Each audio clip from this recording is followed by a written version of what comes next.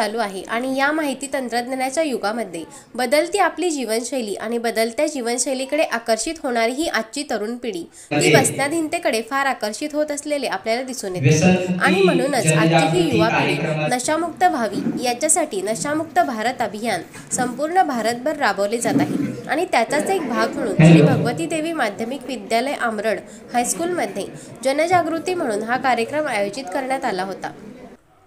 समाज कल्याण विभाग, जिल्हा परिषद सिंधुदुर्ग, नशाबंदी मंडळ, महाराष्ट्र राज्य मुंबई शाखा सिंधुदुर्ग यांच्या संयुक्त विद्यमाने नशामुक्त भारत अभियान अंतर्गत कुडाळ तालुक्यातील श्री भगवती देवी माध्यमिक विद्यालय आमरड 78वा स्वातंत्र्य दिनाचे औचित्य साधून व्यसन जनजागृती कार्यक्रम एक राखी व्यसनमुक्तीची या विषयावर व्यसनमुक्ती अध्यक्ष अर्पिता मुंबरकर यांनी विद्यार्थ्यांना मार्गदर्शन केले। या प्रसंगी व्यासपीठावर उपस्थित नशाबंदी मंडळ महाराष्ट्र शासन जिल्हा संघटक अर्पिता मुंबरकर, पूजा दळवी, सामाजिक कार्यकर्ते अतुल दळवी, मुख्याध्यापक राजेंद्र राठोड, सौ हरमलकर, सौ गवस, विद्यार्थी, शिक्षक आणि शिक्षकेतर कर्मचारी उपस्थित होते। ठीक आहे, दोघांचं पण बरोबर आहे, पण असं आपण जर व्याख्या करायची म्हटलं किंवा प्रत्यक्ष समजून घ्यायचं म्हटलं तर एखाद्या वाईट गोष्टीची पुन्हा पुन्हा करण्याची सवय म्हणजे व्यसन लागणे, ज्याचा शरीरावर, मनावर, समाजावर वाईटच परिणाम होतो, तरी सुद्धा ती गोष्ट पुन्हा पुन्हा केली जाते, त्याला आपण व्यसन लागलं म्हणतो। आलं लक्षात? इतकी साधी सोपी सहज भाषा आहे, पण परिणाम मात्र त्याचा खूप अवाढव्य आणि खूप मोठा होतो। आपण आता उद्या देशाला स्वातंत्र्य मिळाल्याचा स्वातंत्र्य दिन आपण साजरा करणार आहोत। तर म्हणजे का साजरा करतो तर परकीयांची सत्ता घालवून देऊन आपल्या देशात आपण सत्ताधीश झालो आणि आपल्या देशाचं स्वातंत्र्य मिळालेला तो दिवस साजरा करतो। तर त्याचबरोबर या व्यसनांच्या गुलामगिरीतून आपण मुक्त होऊन आपण व्यसनमुक्त जीवनाचा स्वातंत्र्य अनुभवावं यासाठी आपण हा कार्यक्रम राबवावा आणि व्यसनाला आपल्या जीवनातून हद्दपार करायचं आहे यासाठी तुम्ही बारकाईने समजून घ्या, कारण तुम्हीच उद्या देशाचे नागरिक होणार आहेत। तुमच्याच हातात देशाचं, गावाचं, समाजाचं, कुटुंबाचं भवितव्य अवलंबून आहे आणि तुम्ही जर व्यसनाधीन झालात तर हे सगळं काही म्हणजे लयाला जाईल। जी काही तुमच्यावरती समाजाची, तुमच्या आईवडिलांची जे आधारस्तंभ म्हणून बघण्याचा दृष्टिकोन आहे तो तुम्ही आभारी ठेवण्यासाठी व्यसनमुक्त राहावं ही संकल्पना या कार्यक्रम राबवण्यामागची आहे। तर जीवनच उद्ध्वस्त करून टाकतो तंबाखू, आणि हे नुसतं तंबाखू नाही तर नुसतं तंबाखू तर खातातच, पण ह्याची पिल्लावळ खूप मोठी आहे।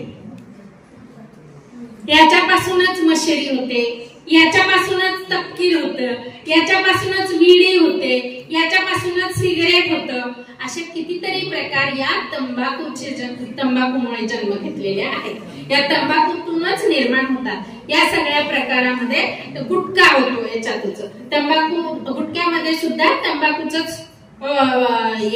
मोठ्या प्रमाणात हे केलेलं असतं, समाविष्ट केलेलं असतं। तर असा ह्या सुरुवात होते ती घराघरात। आज मी कसाललाही विचारलं, कसालच्या शाळेमध्ये आम्ही कार्यक्रम केला तेव्हा तिथेही विचारलं आणि मी जिथे जाईन त्या शाळेमध्ये विचारते, तर असं कुठलंही एकही घर नसेल की असा तंबाखू, दारू, गुटखा किंवा अजून अन्य प्रकार व्यसनांचे, असं कोणतं ना कोणतं तरी व्यसनांचे प्रकार प्रत्येकाच्या घरामध्ये आढळून येतात। असं एकही घर आपल्या समाजामध्ये, आपल्या जिल्ह्यामध्ये नाही आहे की ज्यांच्या घरामध्ये कुठलं ना कुठलं व्यसन केलं जातं। तुमच्या घरामध्ये आहेत ना असे तंबाखू किंवा मशेरी, तपकीर किंवा गुटखा खाणारे, किंवा कोणी खात नसेल तर पाहुण्यांना तरी देण्यासाठी तंबाखू घरात लागतोच, होय ना? तर हा सगळा प्रकार तंबाखू पासूनचे असं एकही घर नसेल की असल्या प्रकारचं व्यसन तुमच्या घरामध्ये असणारच आहे। पण ह्याचा धमाका मात्र वाईट शरीरावर काय परिणाम होतात ते पुढच्या मी सांगणारच आहे। पण यानंतर कसं असतो, दारू पिणारा व्यक्ती नजरेसमोर आला कसा असतो, फार चांगला वागतो, हो ना? नाही ना? नाही की हो? हा.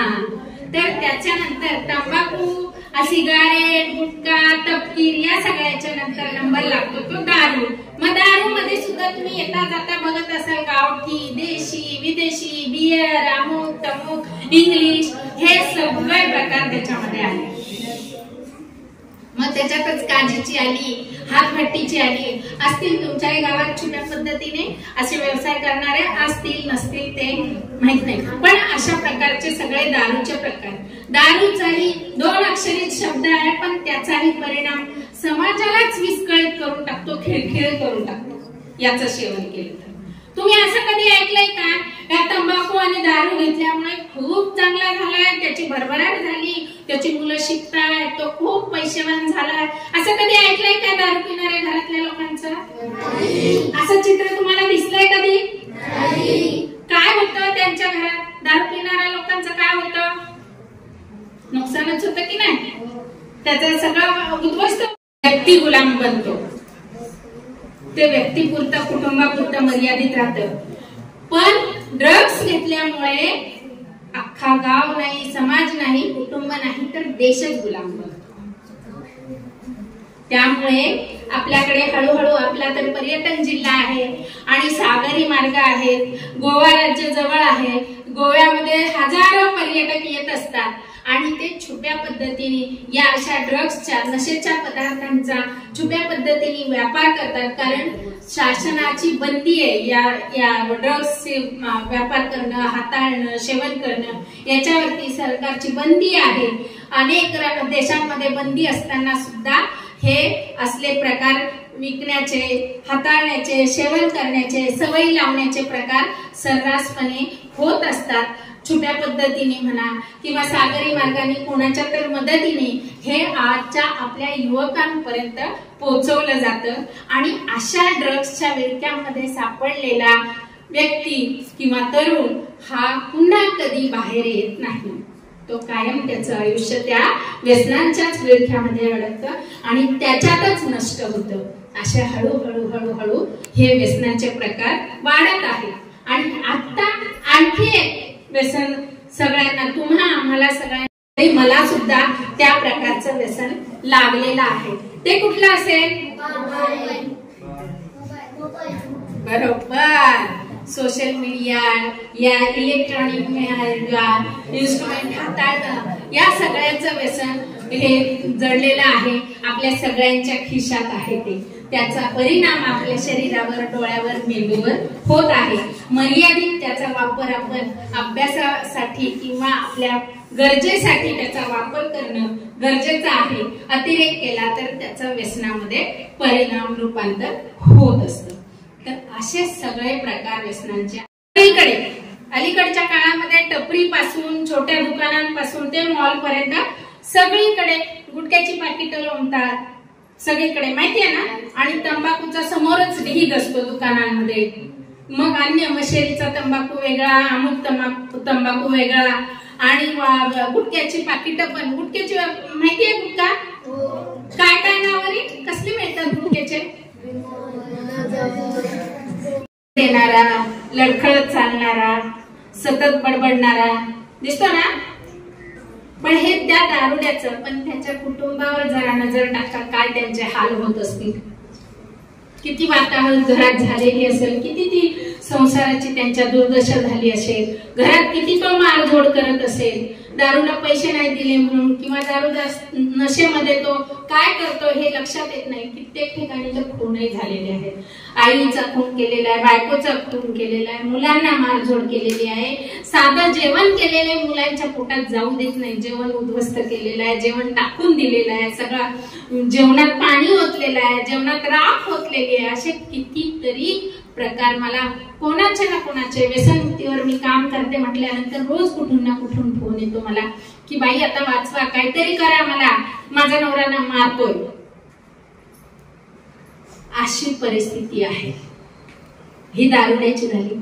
साधं मी म्हटलं तंबाखू हे काही गैर नाही आणि अख्ख्या समाजामध्ये प्रत्येकाच्या घरी तंबाखू सारखा प्रकार छोटा व्यसनांचा मानला जातो, पण त्याचा धमाका मोठा आहे. सरांनी मगाशी उल्लेख केला की जबडाच्या जबडा हिंडतोय, पण आता त्या जबड्यावरती ह्याच्यावरती राहिलेलं नाही आहे.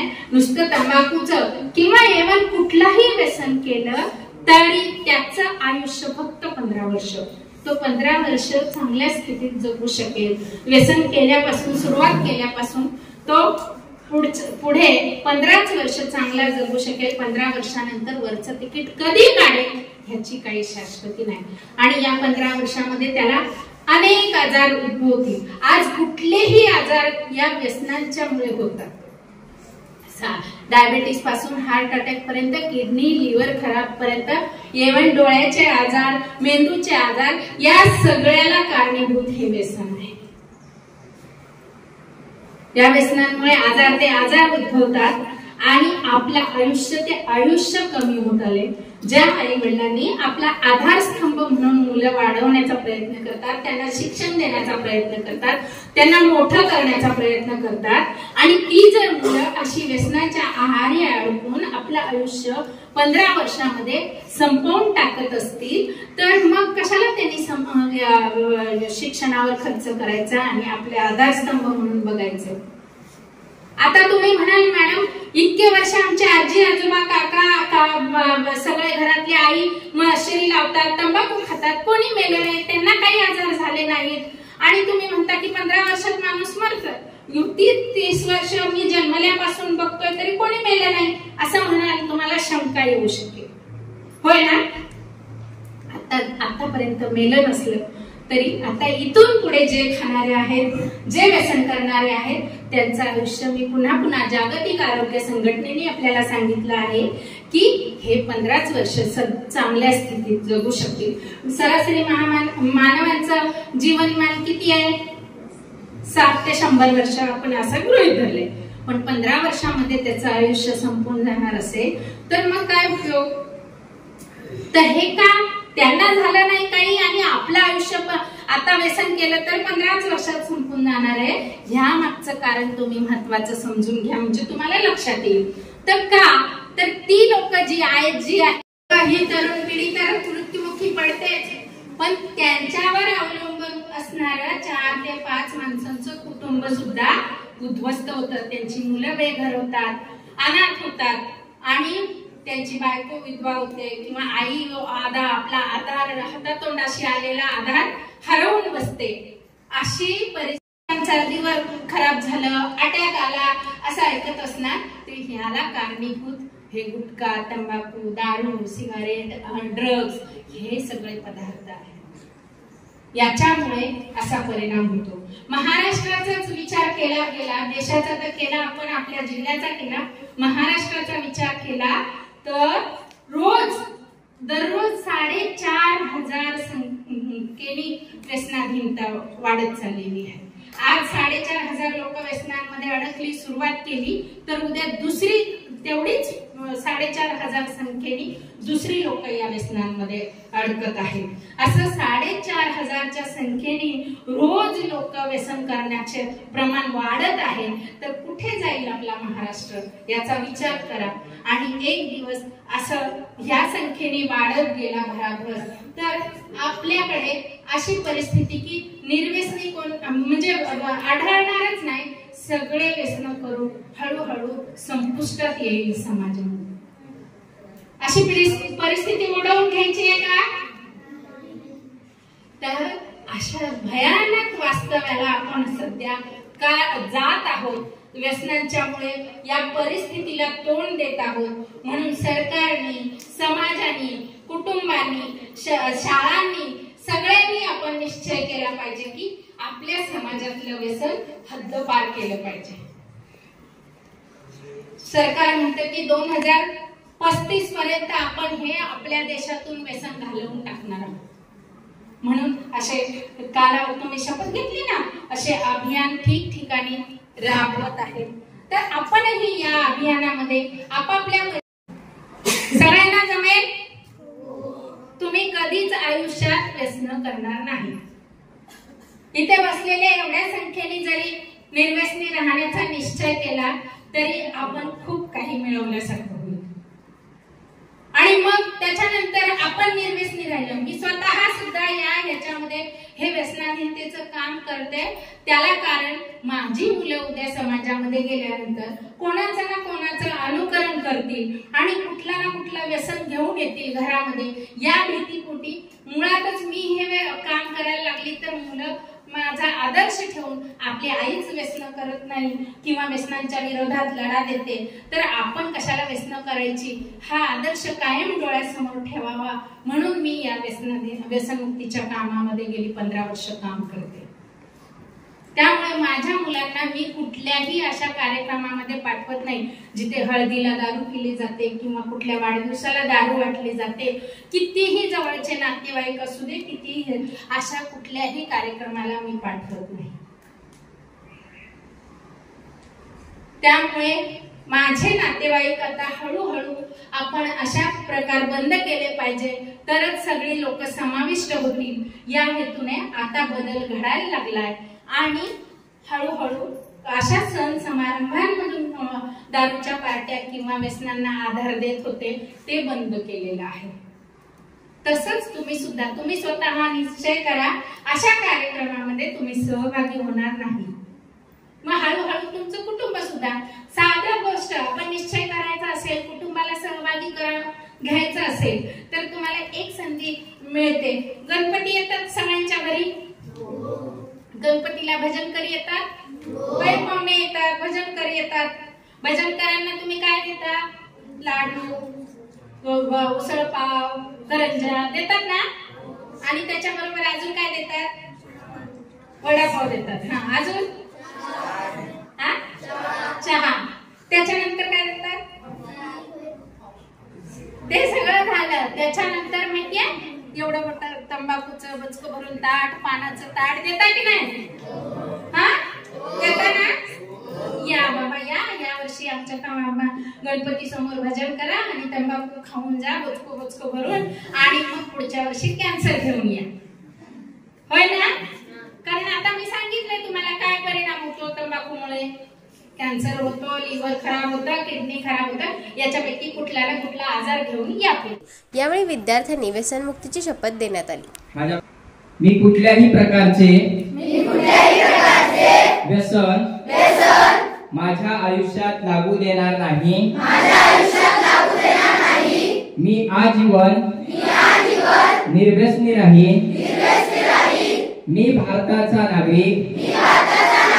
भारतातील प्रत्येक व्यक्ती निर्व्यसनी राहण्यासाठी मी प्रयत्नशील राहीन. मी व्यसनमुक्तीसाठी असलेल्या कायद्यांचे काटेकोर पालन करेन आणि नवीन कायदे होण्याकरिता मी सक्रिय राहीन. मी सर्व नागरिकांमध्ये व्यसनमुक्त समाज निर्माण करण्यासाठी सर्वतोपरी प्रयत्नशील राहून अंमली पदार्थांच्या विरोधात आयुष्यभर कार्यरत राहण्याचा संकल्प करीत आहे. मी राष्ट्रगीत, राष्ट्रध्वज व राज्यघटनेचा आदर करेन. जय व्यसनमुक्ती, जय भारत. धन्यवाद.